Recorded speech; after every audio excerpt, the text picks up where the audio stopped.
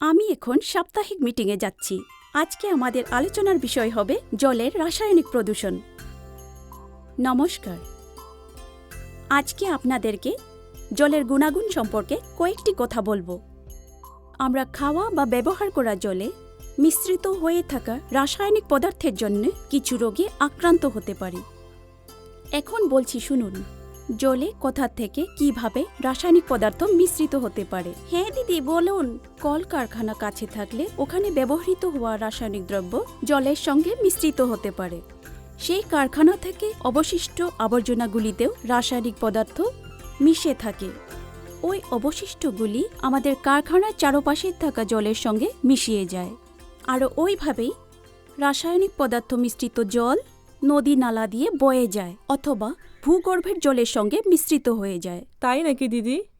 হ্যাঁ, আজকাল খেতি করতেও অত্যাধিক পরিমাণে রাসায়নিক সার এবং কীটনাশক দ্রব্য ব্যবহৃত হয়। সেগুলিও আমাদের চারপাশে থাকা জলের উৎসর সঙ্গে মিশ্রিত হয়ে যায়। আরও এইভাবেই জলের রাসায়নিক প্রদূষণ হয়। বুঝতে পারলেন তো? পেয়েছি দিদি। এখন এরকম রাসায়নিক পদার্থের দ্বারা দূষিত জল খেলে বা ব্যবহার করলে আমাদের কি কি বিপদ হতে পারে তা জানাচ্ছি। হ্যাঁ বলুন।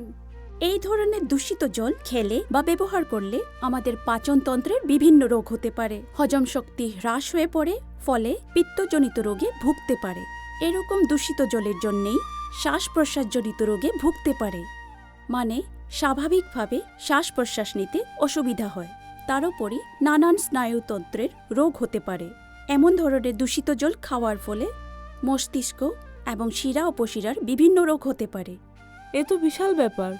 হ্যাঁ, এমন দূষিত জল কেবল যে আমাদেরই ক্ষতি করে এমন না, এর ফলে মাছ এবং বিভিন্ন জলজ প্রাণীর প্রাণ নাশ হয়।